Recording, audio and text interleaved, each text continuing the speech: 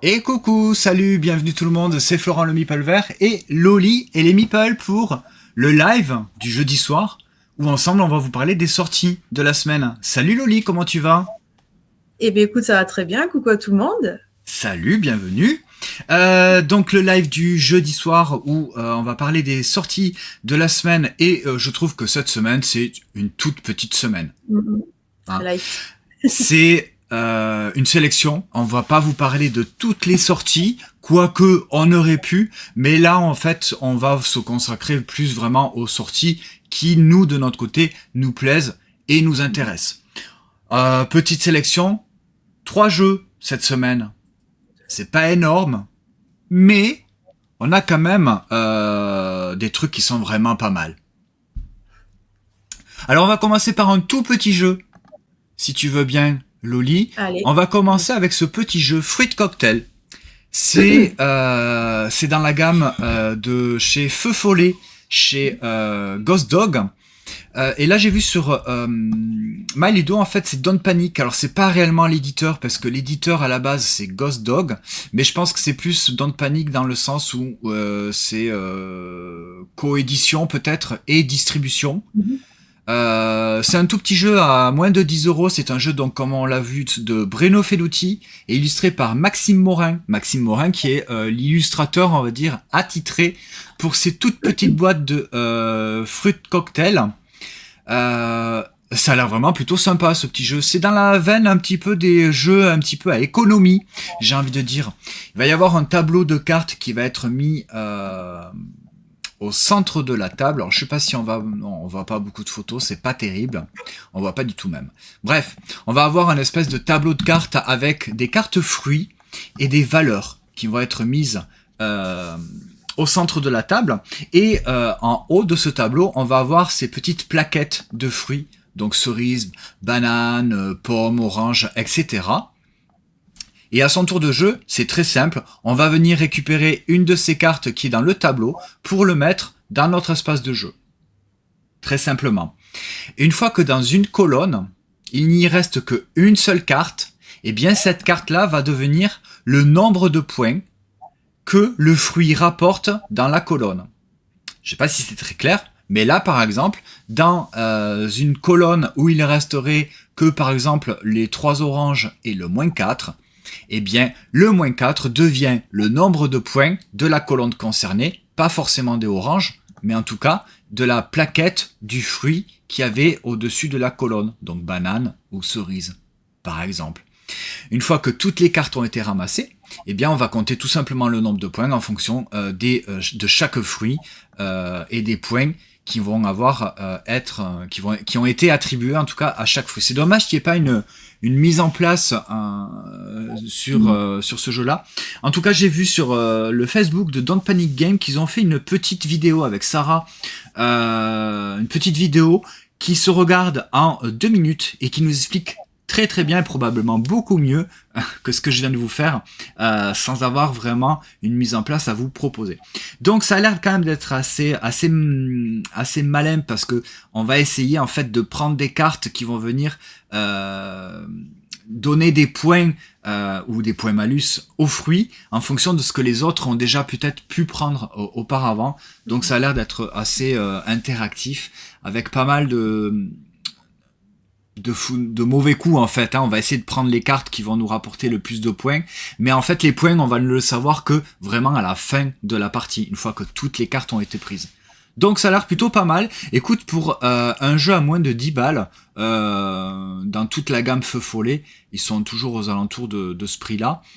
J'en avais essayé plusieurs, je pense que toi aussi, Loli, tu les as essayés Oui. quelques-uns. Ouais. Ouais. On pense notamment à... Il y avait Sherlock. Sherlock, ouais. Sympa. Il y avait Yellow Brick Road aussi, qui était, j'avais trouvé ça pas mal aussi, j'avais trouvé ça sympa. Et il y avait Migo, il me semble aussi, celui où tu collectionnais des objets pour faire de l'escalade en montagne, un truc comme ça. Oui, tout à fait, tout à Hein? fait. C'est des tout petits jeux qui se jouent très simplement et très facilement, mais qui sont toujours un petit peu taquins et sympas. Voilà, comme souvent avec Bruno Feduti. Voilà, ça c'était pour Fruit Cocktail. Hop. Oui, alors, des jeux des livres qui nous dit ça me fait penser à d'autres jeux. Oui, effectivement, la mécanique, je pense qu'on l'a déjà vu dans beaucoup d'autres jeux. Un petit peu, je pense notamment aussi dans la même un petit peu mécanique et thématique à Vegetable Stock, qui était sorti chez Yellow. Alors le titre en français, je ne m'en souviens plus. Ou Marché VG, chez Yellow, c'était. C'était un petit peu la même mécanique, un petit peu avec un marché, suivant ce qu'on prenait comme carte. Les légumes n'avaient pas le même prix et ne rapportaient pas autant de points. Allez, le jeu suivant.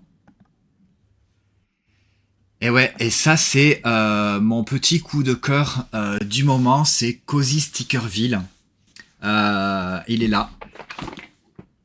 Ça, il faut vraiment vous intéresser à ce jeu-là, parce que si vous avez envie de jouer à un jeu tout mignon, assez simple, vous allez prendre des décisions et vous allez vous raconter en fait une histoire. C'est un petit peu un principe d'un jeu Legacy, c'est qu'au fur et à mesure, vous allez piocher une carte, vous allez lire la carte, ça va vous raconter votre propre histoire, et sur cette carte-là, vous allez faire des choix. Vous allez faire des choix qui vont vous indiquer de faire ci ou de faire ça, et à chaque fois, vous allez devoir coller, tout simplement, un stickers sur un immense plateau de jeu qui, donc, au fur et à mesure des parties, va changer, et c'est vous-même, en fait, qui allez le personnaliser, et en fonction des choix que vous allez faire, eh bien, vous allez rencontrer tel ou tel personnage, tel ou tel événement va vous faire coller tel stickers ou tel sticker, c'est-à-dire vous allez avoir tel paysage ou tel paysage, vous allez avoir tel bâtiment ou plutôt tel autre bâtiment. Et vraiment, on a commencé, je pense que ça va vite s'enclencher. Le jeu se déroule donc en 10 années, et une partie c'est en fait une année, donc autant c'est 12 cartes qu'on va dévoiler et qu'on va faire autant de choix. C'est vraiment super mignon. C'est pas du tout prise de tête. Il n'y a pas vraiment de bon ou mauvais choix. C'est vraiment, tu fais comme tu veux. Ton histoire, en fait, elle sera vraiment comme toi, tu l'as décidé plus ou moins en fonction des choix que tu as fait. Et je pense que, pour le coup, dans Cozy Stickerville, eh bien, suivant les joueurs, je pense qu'il n'y a aucun jeu qui se ressemblera, puisque les choix des histoires vont être complètement différents, et puis suivant où est-ce que tu as placé ton stickers, ton bâtiment, ton pré, ton champ, ta forêt, etc., eh bien les plateaux de jeu seront strictement différents d'un joueur à l'autre. Alors ils disent de 1 à 6 joueurs, à partir de 8 ans, des parties d'environ 90 minutes. Alors jusqu'à 6 joueurs, ça me paraît quand même un petit peu trop. C'est coop, hein, évidemment. Nous, on aime bien le jouer à 2. Voilà, c'est très bien à 2, où chacun prend un petit peu... en fait, c'est du coop, donc on discute un peu ensemble de ce qu'on veut faire. Mais en général, on arrive quand même à s'entendre. Sinon, il y a un tour de jeu, hein. C'est chaque joueur prend une carte et résout la carte comme il veut. Mais bon, quand tu joues à 2, tu fais du coop, tu discutes et tu fais un petit peu le choix en fonction de chacun. Et ça, c'est vraiment très très bien. Franchement, il faut s'intéresser à ce jeu-là. Voilà le grand plateau de jeu avec les cartes qu'on va mettre en dessous et le livret d'histoire, et également waouh, salut le Red, salut Penelope Gaming, bienvenue, comment allez-vous, bienvenue. On est en train de parler de mon petit chouchou du moment, Cozy Stickerville, qui donc la sortie qui sort demain, et donc on est en live pour le jeudi soir avec les sorties avec Loli et les Meeple. Bienvenue à tous, n'hésitez pas à follow, ça me ferait plaisir, ça nous ferait plaisir. Penelope Gaming, écoute, à bientôt. J'espère qu'on va se croiser. Je pense qu'on va réussir quand même à se croiser à Cannes. Merci les TT Meeple et merci Murphy Slow. Bienvenue à vous. N'hésitez pas à participer, à marquer un petit commentaire. Donc je le répète, voilà, on était en train de parler des sorties de la semaine, et donc avec mon petit chouchou du moment. Et merci Isara Crew, bienvenue. Avec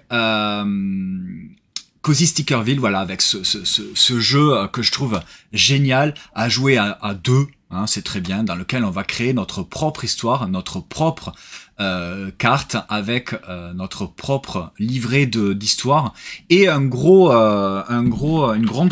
planche de stickers. Alors, je peux vous montrer vite fait, voilà le livret d'histoire. Merci, salut Coco49, bienvenue. Voilà, donc ça c'est le livret d'histoire, hein, qui est très très simple en fait, avec des paragraphes suivant les choix que vous allez faire. Waouh, mais ça n'arrête pas. Salut Serval Wolverine, bienvenue. Le livret d'autocollant avec tout ça comme autocollant. J'ai pas trop regardé parce que j'ai pas envie de trop me spoiler en fait les histoires. Et je vous montre peut-être vite fait un petit peu le plateau de jeu. Hop. Alors ça, c'est la petite dédicace à Nancy Lindsay Dice et Julien Phoenix. Oui, je garde mes planches de punch dans mes boîtes. Je ne les jette pas. Et ça, alors il y a plein de messages. Excusez-moi si j'arrive pas à les lire tous. Bienvenue à tous. Donc je vois que voilà, il y a beaucoup de monde qui sont assez intéressés par Cozy Stickerville. Salut Rémi, comment vas-tu ?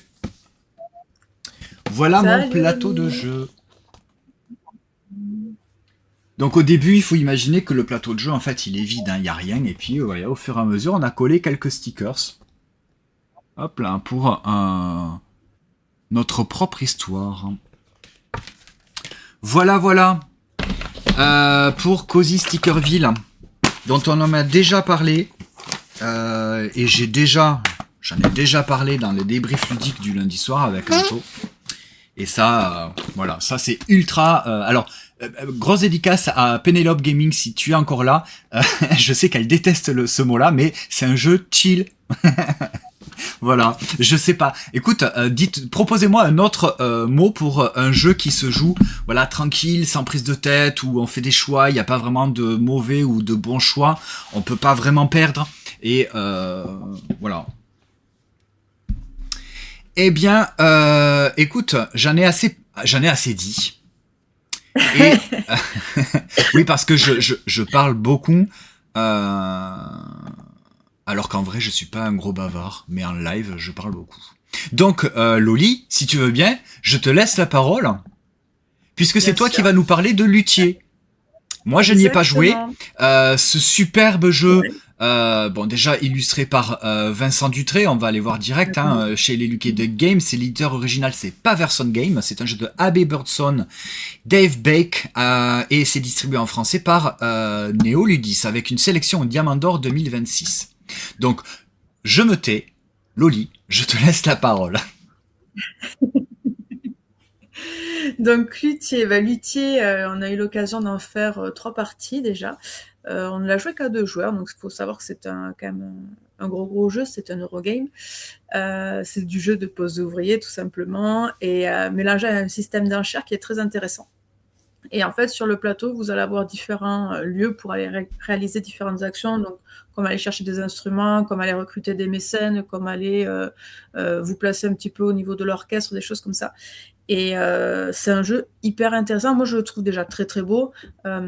Après, c'est peut-être pas, je suis pas très objective dans le sens, c'est que nous on a pledgé la version KS. Donc, on a pris la full édition, donc c'est magnifique, hein, franchement, c'est que du meeple en bois, c'est des plateaux double couche, franchement, c'est rien à voir, tu sais, les cartes un peu tissées et tout, c'est vraiment très très chouette. Mais en termes de gameplay, qu'est-ce que je peux vous dire? Je peux vous dire que c'est un jeu qui est pas très complexe en soi. Il n'y a pas énormément d'actions, c'est pas un jeu qui est très punitif. C'est juste que voilà, il va vous demander énormément de planification et d'anticipation, parce que avec ce système d'enchères, en fait, vous allez pouvoir vous retrouver bloqué. À savoir, on va avoir des petits jetons, et par exemple, moi je vais jouer un 5 et toi, Flo, tu vas mettre un 4. C'est moi qui aurai l'action prioritaire par rapport à toi sur le lieu en question. Et si par exemple, ça va être un lieu où c'est que j'ai envie d'aller chercher une carte qui t'intéresse aussi, ben tu vas te retrouver un petit peu embêté. Donc en fait, tu vois, il va falloir toujours un petit peu essayer de s'adapter au choix des adversaires, parce que forcément, si toi tu te dis bon tiens, je vais m'orienter vers cette carte là pour ensuite faire ça, en fait il va falloir toujours avoir peut-être gérer 2-3 solutions de repli derrière. Et c'est ça que je trouve vraiment très très intéressant dans ce jeu, c'est qu'en fait t'es pas focus que sur un truc, faut toujours t'adapter en fonction de systèmes d'enchères qu'on va pouvoir voir sur le jeu, mais en fait partout, hein. Tu l'as vraiment partout dans tous les lieux. Et après voilà, il y a un petit aspect course aussi qu'on va pouvoir retrouver, parce qu'à un moment donné, en fait, si tu veux, le système de scoring en fin de partie, donc on va regarder où c'est que tu vas être placé à l'orchestre, et en fonction de là où c'est que tu vas être placé, tu vas gagner un certain nombre de points. Et tu as ce petit aspect course, parce que si tu as certains pions que tu vas pouvoir aller placer, donc ces petits pions, si tu vas te placer en premier, ok, tu vas prendre le bonus. Si ton adversaire il vient se placer, vu que en fait, vous êtes à égalité, mais il n'y a pas de majorité, il ne gagne pas le bonus, donc il se met en dessous. Par contre, s'il vient mettre un autre jeton, il prend la majorité. Et derrière, en fait, voilà, tu peux vite te faire avoir, retomber un petit peu d'un étage au niveau de ta place de soliste que tu avais récupéré dès le début. Et voilà, il y a vraiment ce petit aspect course qui est intéressant aussi, mais après c'est un jeu très complet, c'est un jeu très fluide, et il est hyper thématique. Donc en fait, tu le sais, il va falloir que tu ailles chercher des instruments, il va falloir que tu ailles chercher des ressources pour construire tes instruments, tu vas pouvoir aller ensuite les réparer, parce que tu as la demande de certains qui te demandent de réparer certains instruments. Tu vas avoir les mécènes à satisfaire, mais forcément, tu as des mécènes qui sont de plus en plus exigeants, qui te rapportent de plus en plus de bonus, mais voilà, il faut les satisfaire, et c'est pas chose évidente, parce que sur ton petit plateau personnel, en fait, tu as 3 emplacements pour avoir tes mécènes, et à chaque début de manche, tu avances un petit cube, et si tu arrives à la fin de ta piste et que tu n'as pas résolu les exigences de ton mécène, donc tu perds ton mécène, mais tu vas aussi perdre des points en fonction des exigences que tu n'auras pas résolues. Donc en fait, voilà, il faut vraiment faire attention à tout ça, mais c'est un très très bon jeu. Moi, je peux que vous le conseiller, celui-là. Donc voilà. Ça a l'air d'être quand même assez costaud, effectivement, Ouais. sur ce jeu-là. Mais tu dis quand même que c'est quand même assez fluide, en fait.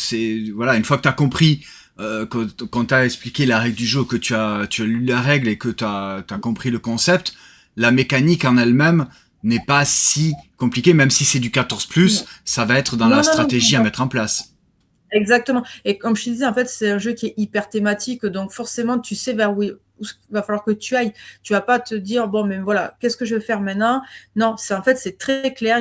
Tu vas le savoir. Tu vas dire, tiens, moi, ce tour-là, j'ai besoin de ressources, donc il va falloir que j'aille au marché, même si entre guillemets, je vais perdre un tour de jeu parce que je vais au marché pour aller récupérer des ressources, mais à un moment donné, c'est nécessaire. Donc voilà, c'est vraiment très très fluide dans ce sens-là. Tu sais directement quoi aller faire et quand le faire surtout. Alors il y a Isara Crow qui nous dit il faut se taper la règle, hein. Mais ensuite c'est assez clair en jeu. Ça reste tout de même un gros jeu de programmation où les écarts de niveau entre les joueurs peuvent se ressentir très fort. Enfin se ressentir fort. Ok. Oui, après, ouais. C'est le jeu assez exigeant. Et si tu te plantes, les autres ils vont pas, ils vont te devancer. Hein. Ah ouais. Bah oui. J'imagine. Mais si tu te plantes, tant pis pour toi quoi. Ouais, c'est ça. Mais après, je trouve pas que, tu vois, il y a des jeux que je trouve plus exigeants, dans le sens, c'est que si tu te plantes, tu vas cravacher tout le long de la partie. Là, j'ai pas trouvé, même si voilà, tu peux prendre un peu de retard sur certaines actions, sur certains lieux. J'ai pas trouvé vraiment de difficulté à reprendre un petit peu le retard que tu as pris. Ok. Bon, après, tu nous dis tu as joué à 2. Est-ce que tu penses que à 3 ou 4, est-ce que tu le conseillerais de ton côté ou peut-être à 2? Non, moi, peut-être à 3 grands max. Mais après, le problème je trouve le gros problème de ce jeu, c'est le plateau. En fait, c'est un grand plateau, mais quand tu joues à 2, donc quand tu joues côte à côte, c'est très bien parce que tu as le plateau devant toi.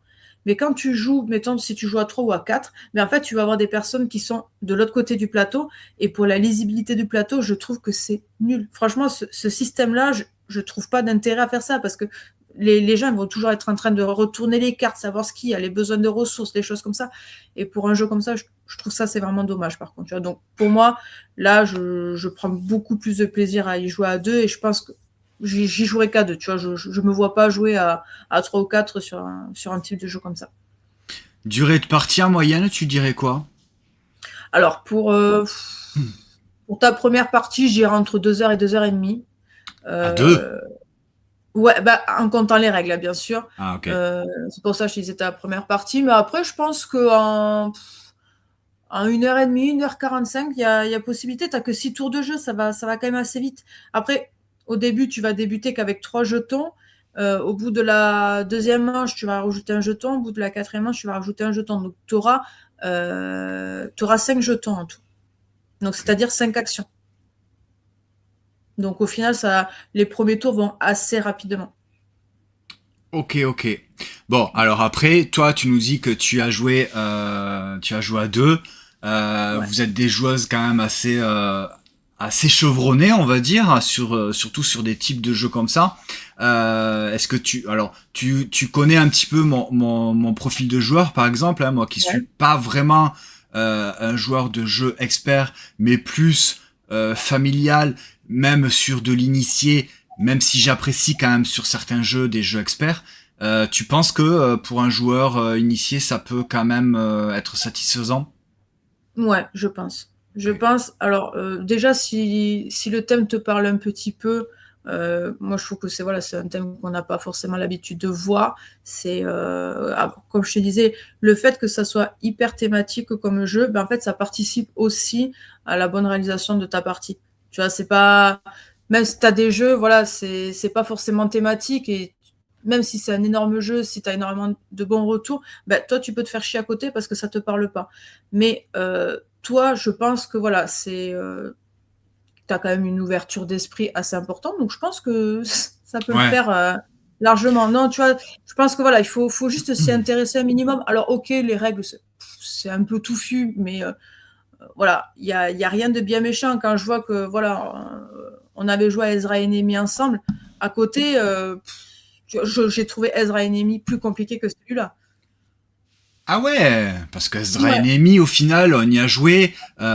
C'est pas, pour moi, c'est expert, ok, mais c'est pas compliqué, quoi. Mais c'est ce que je te dis. Là, Ouais. Luthier, pour moi, c'est pas compliqué non plus. Si je peux te le comparer à un Conscious Mind qui est sorti l'année dernière, début d'année dernière ou l'année d'avant, je sais plus. Je sais pas si vous y avez joué à celui-là. Donc c'était pareil, c'était une localisation chez Lucky Duck, Vincent Dutré aux illustrations, tout ça. Ça parlait un petit peu de la psychologie freudienne. Je sais pas si tu en avais entendu Ouais, un ouais, petit peu ouais, parler. ouais. Et celui-là à côté, ben, moi, c'est un de mes jeux favoris et je le trouve plus complexe que Luthier. Oui, alors tu vois, Unconscious Man, effectivement, c'est illustré par Vincent Dutré également. Ouais. C'est un illustrateur que j'aime beaucoup. Euh, mais tu vois, thématiquement, ça m'a pas spécialement donné envie d'y jouer. Oui, Malgré après, qu'il voilà, ait quand il faut même de que... bons retours et que il est superbe, mais Ah ouais. thématiquement, bof, ça m'a pas spécialement intéressé. Tandis que Luthier, oui, je me sens un petit peu plus proche Oui, voilà, de la c'est ça. thématique. Comme je te disais, il faut vraiment que le thème, ben, il te parle. Mais franchement, j'ai aucun doute. Je pense que ça pourrait vous plaire vraiment ce type de jeu-là parce que voilà, il est assez immersif. Voilà, tu vas récupérer ton instrument, tu vas le construire, tu vas aller faire des concerts, comme je te disais, tu vas aller recruter des mécènes, tu vas devoir répondre à leurs exigences. Donc, bah, et en plus, tu as des noms connus dessus, tu vois, c'est assez parlant comme jeu. Tu vas retrouver du Chopin, tu vas retrouver du Bach, du Mozart. Tu vois, c'est des personnes qu'on connaît. Bon, voilà, des noms qu'on connaît, donc forcément, ouais, ouais. Non, Ok. mais moi, je pense qu'il y a aucune raison que ça vous plaise pas, ce type de jeu. Alors effectivement, c'est sûr que on se sent avec Anto des jeux des livres, on se sentira quand même peut-être plus proche des compositeurs que des psychanalystes. Euh, Ouais. voilà. Mais bon, écoute, ouais, ben, du coup, ça me donne envie d'y jouer. Je suis plutôt curieux. Mm. Je suis plutôt curieux de découvrir Luthier. Voilà, bah, c'était la petite sélection donc des sorties de la semaine qui sont relativement assez c'est léger hein, cette semaine. Je regarde un petit peu vite vos commentaires. Salut Antares, coucou. Donc il y a Isaracro qui nous dit que c'est super satisfaisant quand tu réussis dans Luthier. Et elle rajoute également que c'est très bon Unconscious Mind et la thématique se prête bien à la méca. Mais clairement c'est très original là. Ouais, totalement. Ouais, ok. Salut, viens on joue. Bienvenue. Allez, viens, on joue. Et c'est sûr que Freud, voilà, c'est un peu plus froid, ça donne peut-être un petit peu moins envie. C'est moins sexy, on va dire. Ouais, c'est clair. Alors viens joue, ben écoute, bienvenue. Je sais pas, tu dois peut-être pas nous entendre. Qui nous dit qu'elle a ou qui là, je ne sais pas, pardon. La pub. Hein, ouais, je suis désolé. J'ai essayé de trafiquer, de modifier pour pas qu'il y ait de pub, mais je pense qu'on ne peut pas supprimer totalement la publicité sur Twitch. Et ben je sais pas comment faire hein, parce que je suis absolument pas du tout rémunéré par Twitch ou qui que ce soit d'autre d'ailleurs. Et la publicité sur Twitch, je vois pas l'intérêt puisque je n'ai aucune rémunération et je ne sais même pas comment ça fonctionne. Bref, t'es obligé d'avoir une légère pub en arrivant sur un stream. Ok, bon bah je suis désolé. Voilà, donc on a fait le tour de cette magnifique sélection des sorties de la semaine. On vient de parler, enfin, Loli vient de nous parler de Luthier. Moi, je vous ai parlé de Cozy Stickerville et également de Fruit Cocktail. Voilà les 3 sorties de la semaine. C'est pas beaucoup, hein. Bon, vous voyez, sur Maludo, on peut naviguer un petit peu sur les sorties de la semaine du 6 février. Il y en a d'autres. Bon, il y avait peut-être aussi Philharmonix, mais je n'ai pas du tout eu le temps de m'y pencher dessus. Ça va être un gros jeu expert, hein, c'est du 13+, un 4 joueurs. On n'en a pas parlé, je n'ai pas eu le temps de le regarder, un petit peu les mécaniques, mais voilà, c'est une sortie également de la semaine, mais on fait notre sélection. Hop. Et voilà. Merci infiniment à tous les raiders qui sont arrivés. Oh, Loli elle est partie. Bon, eh ben je fais quand même le final. Attends, regarde, je vais me remettre là. Hop, et je fais ça. Te revoilà, Loli. Eh oui. Voilà. Donc merci infiniment à toutes les personnes qui sont venues grâce à Penelope Gaming que j'embrasse et merci beaucoup donc pour vos follow et d'avoir participé en live. Du coup vous avez marqué pas mal de trucs là. Bon on le voit plus sur la vidéo mais c'est pas grave. Alors je regarde un petit peu obligé de là ok les modèles économiques de Twitch. Bon ok pour les pubs. Cozy est déjà mis de côté dans ma boutique. Ouais, bah ça c'est super.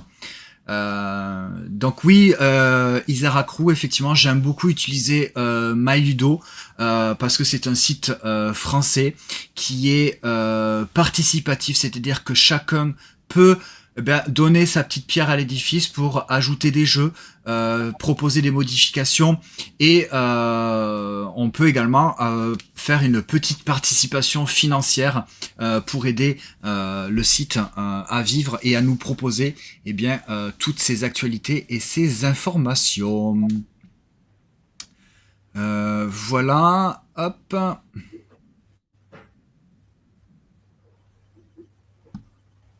Isaracru nous fait des lives de fou dessus. Ok, eh ben écoute, hop, je vais cliquer sur ton profil et je vais faire un petit follow. Voilà, comme ça, j'irai voir ce que tu proposes.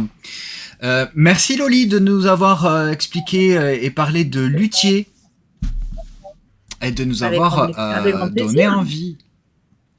Moi, ce que je peux vous proposer, c'est qu'on se retrouve pour le débrief ludique. C'est le lundi à 20h avec Anto des Jeux du Livre où on vous parle des jeux dont on a joué sur la semaine. Sinon, si vous voulez connaître et avoir notre avis et notre opinion ou nos envies des sorties de la semaine, eh bien c'est le jeudi à 20h avec Loli et les Meeples. Et non, bah, je croyais que t'allais enchaîner, mais non. Ah non, mais non, je te laisse parler, écoute. C'est pas grave. Ouais, je parle beaucoup trop, hein, en fait. Hein, ouais. Et, Mais non, mais écoute. et on est tous les deux sur Instagram, Lol et les Meeples, le Meeple vert, et Anto des jeux des livres, hein, sur le débrief ludique également, sur Insta.